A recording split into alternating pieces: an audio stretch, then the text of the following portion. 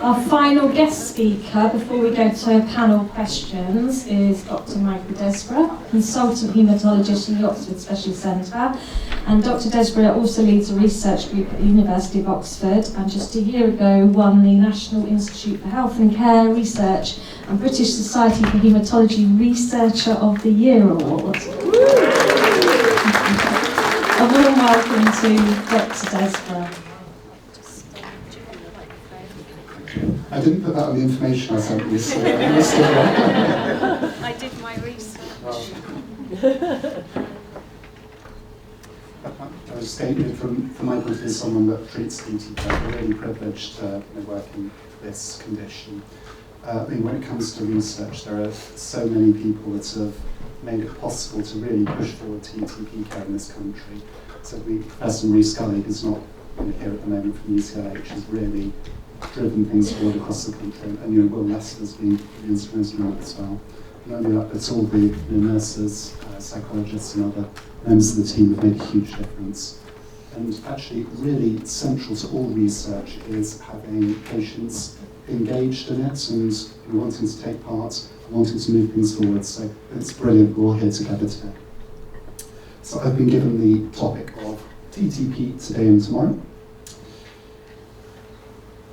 It's just a picture of our building on a nice sunny day. It's usually a little bit more gloomy than that, but in Oxford, our teams deal with all conditions that are immune conditions that affect the blood cells, of which TTP is one. And Oxford work together very closely with Southampton, and those little dots are just sort of where in the country we cover, and we're the red dot at the top in Oxford, surrounded by the hospitals that refer patients into us. And the other red dot at the bottom, surrounded by yellow ones, is Southampton, particularly a reasonable chunk of the country. So what's new in TTP? Or perhaps, if not new, then relatively new, because I know that there are people here who I've already spoken to who have had some of these treatments already. But to talk you through some of these developments that have happened fairly recently. So the first one of those, of course, you'll know that with TTP, it's caused by there being an absence or severe deficiency of ADAMTS13. So recombinant ADAMTS13 is a concentrated form of ADAMTS13 that can be used for treatment. I think very interestingly, some studies from Germany looking at TTP treatment without doing plasma exchange, which would be quite revolutionary. Obinutuzumab, I've heard some people have had already today, and then just something in general about clinical trials. So when it comes to these trials to begin with of recombinant ADAMTS13, we tried to begin with people with congenital TTP, so those who've got the genetic form of being born with. So just to give you kind of an example of how it might be with someone, and I appreciate this is very brief. Patient's 33 years old, busy person, works for a sales company. For most of her life, she's had some problems with headaches and flashing lights in her eyes. I've had a few people say that they've got a family headache, that everyone's got in their family has got congenital TTP. And she was diagnosed with full-blown TTP, a big flare during pregnancy.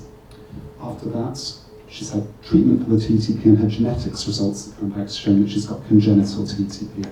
So she's been born not being able to make ADAMTS13. And so there's a lot of text on this, but for those who've got congenital TTP, they'll know that this is the sort of rarest of the rare, really. This is the rare subgroup of TTP, where people have been born not being able to make the ADAMTS13 properly. And people may have symptoms like headaches, tiredness. Some people may have no symptoms, but there's this risk of flares as time goes on, particularly during pregnancy. And we know that there's a risk over time of people getting thrombotic events such as strokes or heart attacks if they don't have preventative treatments. And that's about overall about half of people by the age of 40. And so the standard treatment for a long time has been to give people plasma infusions. And so do bear in mind this is different from immune TTP. This is if you can't make ADAMTS13. And so I just took a picture from our blood bank. Each of these is about the volume of half a can of Coke, that sort of amount. They're frozen, and people are given infusion, and they're thawed out before they're given, and people are given an infusion of these either every week or once every 2 weeks. And it's very effective. It reduces that risk of complications by almost 90%, so it's really good. It does have to be given in a hospital. You can imagine for someone who's got a busy job, who's got a newborn baby, that actually now committing to once a week being in hospital for a couple of hours can be quite tricky. And it's a fairly large volume of fluid. And so we've now got this new treatment coming through, the concentrated form of Adams 13. And actually Joe sent this around, I think, a week or two ago, saying that the MHRA, which is the Medicines Regulatory Agency here, has approved this treatment, although we still haven't got it all the way through to full approval yet. And so this concentrated form of Adams 13 is needed for people who have got congenital TTP. We know that the current treatment is plasma, but this is much more concentrated and perhaps might be better. I compare a bit what they look like side to side. That's probably about 800 mils of fluid on the plasma side, whereas the recombinant is about this much. It's absolutely tiny little volume, and it's absolutely concentrated. And Professor Scully sort of led the international trial that was comparing the two side by side. And the things on the left, when the things appear on the left, it means that the Adams 13 concentrate was better, and if it appears on the right in the blue, it means that the standard treatment with plasma was better. And for almost everything, it was better when people had the concentrate rather than the plasma. If I kind of compare them side by side, they both work by replacing Adams 13. But in the case of the plasma, there's a tiny little bit of Adams 13 in each bit of plasma, so you have to give quite a lot in order to be able to get the results. Whereas this is concentrated. Still have to give it the same frequency. But with plasma, people definitely have to come into hospital to have it. Whereas with the recombinant form, people can be taught how to give that to themselves at home, although no, it's not always possible for everyone.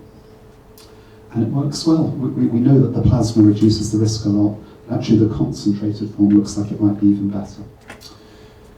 And so where we are at the moment with that is that that's not routinely available, but actually is being available on a named patient basis provided by the drug company. My understanding is around half of people with congenital TTP in the country are taking this at the moment, so many people will have come across this already. I'll come back to this in a moment.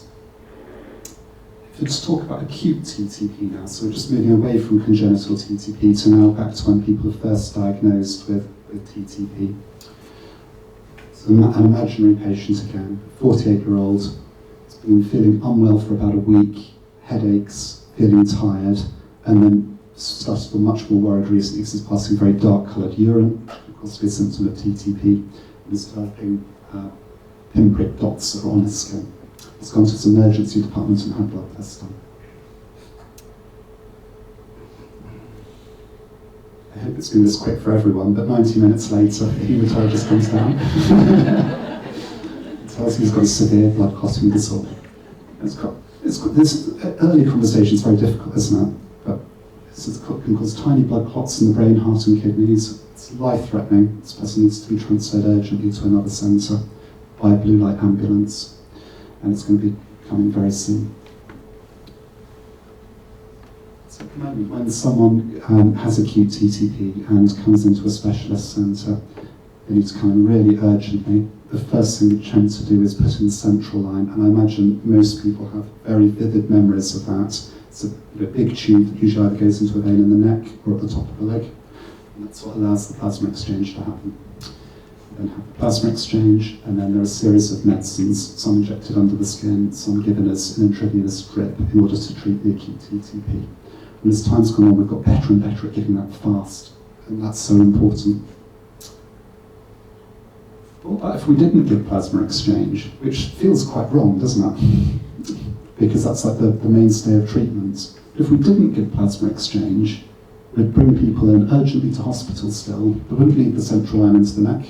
They wouldn't then have the plasma exchange, but they could potentially have the caplacizumab and all the other medicines as well. And in Germany and Austria, they've done a study where they've done exactly that. So they've compared two groups of people, one group who had the standard treatment with plasma exchange and all the other medicines, and one group who didn't get plasma exchange and only got caplacizumab and the immunosuppressants as well. And they had rather surprising results, actually, in that 90% of people got better without needing plasma exchange. And so they were able to just sort of treat them with all the other medicines without the plasma exchange. If they could see any evidence that they weren't getting better, then they then got plasma exchange. That's about 10% of people who ended up getting it. And so that would be quite revolutionary if that was, a change that happens, because we're so focused, aren't we, on getting people in as urgently as possible for plasma exchange. So should we stop using plasma exchange? I don't think so yet. I think we do still need a bit more information at the moment before we get to that point. There is a clinical trial called Mayuri going on at the moment, which is run at UCLH and Liverpool, looking at people who are at low risk and not giving them plasma exchange. But I suppose a drawback of this approach is that if someone comes in and we think they've got TTP, and we can get on with plasma exchange before we've made the diagnosis. Whereas with this other approach, we need to get an ADAMTS13 back and then treat people, which could lead to delays. So we're still not certain yet whether this is something we could do, but it would be really quite revolutionary if we change to this. And the recombinant ADAMTS13, that concentrated form of ADAMTS13 that mentioned for the congenital TTP, people now think actually could we use that for newly diagnosed acute TTP instead of as well as plasma exchange. There have been some early trials of doing that as well. So once again, that would be a big change if we came around to that. Lastly, I just was going to talk about TTP ADAMTS13 relapses. So we were just talking about the definitions from earlier, so perhaps I should make sure I use the right definitions. But as you know, we want to monitor everyone for the rest of their life in case their ADAMTS13 falls again, because if it does, then we can then give rituximab or another treatment to try and bring up the ADAMTS13 again. And we know that that's really effective and is a really good thing to do, a really important thing to do. And each time we do that, that sees off a full relapse. There are a minority of people where rituximab isn't the right thing for them. Some people might have had a severe allergic reaction to rituximab, which thankfully is very rare. There are some people, though, who have rituximab and they get a bit better each time, but then the ADAMTS13 falls again quite quickly. And then we wonder, could there be something else that we could give instead? And so obinutuzumab has been around for a little while now. So to give you sort of an example of, once again, an imaginary patient, it's initially been diagnosed with TTP back in 2015, and then in 2019 her ADAMTS13's fallen, although her platelet count's normal. And at this level we want to give people rituximab. It's highly effective at pushing up the ADAMTS13 again and stopping people from having a relapse of TTP. But then again in 2021, her ADAMTS13 falls again, and again in 2022, 2023, and 2024. At this point we think, well, we can keep going with this. Rituximab is clearly working and preventing this patient from having a full relapse. But is there something else that we could do instead, or as well as? And so I'm sorry about the names of all these. They're all awful to pronounce, aren't they? It doesn't matter which drug it is for TTP. But obinutuzumab is a drug a bit like rituximab. It's been used in other conditions, and it's now being increasingly used for TTP. And it's very similar to rituximab in so many ways. It targets the same part of the immune system. You perhaps give a few less doses overall. Given as a day case, 95% effective. And the main risk is of infusion reactions. But it does seem that there are some people who don't respond to rituximab that well, who do respond very well to obinutuzumab. And so we're using this increasingly now, and that is approved and funded for people who have got TTP. So using that increasingly now for the minority of people who might need it instead of rituximab. And the last bit of research I just wanted to mention was just about the TTP registry. I'm sure many of you clinicians will be involved in this, or people will be signed up to it. So it's a study led by UCLH. We asked if we can collect information on everyone who's been diagnosed with TTP. And it's so helpful because it means you can really look at who did really well, who did less well, what were the reasons, were there any differences, if they had new drugs, how did they do. And because this is such a rare condition, it's very difficult to do full clinical trials like you might do for many other conditions. And so actually it's been incredibly helpful, and it's been one of the main reasons that rituximab's come in. We can show that it works through this. And it's also really helped to to justify using obinutuzumab as well. So we're very grateful to everyone who's participated in that. It's a really important study for us all. And in a few days it's National or International Clinical Trials Day. I would just say in general, we're always, in every aspect of medicine, we're always trying to improve and trying to move things forward and trying to find new treatments that work better. And so please do consider it. If there's a clinical trial that's available, it's generally been offered because we think it might be better and we might be able to improve things, and so please do consider taking part. So in conclusion, sorry I showed you so much data over this, but the recombinant ADAMTS13, that's the concentrated form of ADAMTS13, looks really good for congenital TTP. Plasma exchange is here to stay for now. We still really want to do it as fast as we can, but there are going to be further trials wondering, actually, could we do things in a different way that would really change the overall way that we deal with TTP? Obinutuzumab is there as an option instead of rituximab for some people. And there will be some more studies that will be coming up soon looking at if we can use the concentrated recombinant ADAMTS13 for acute TTP.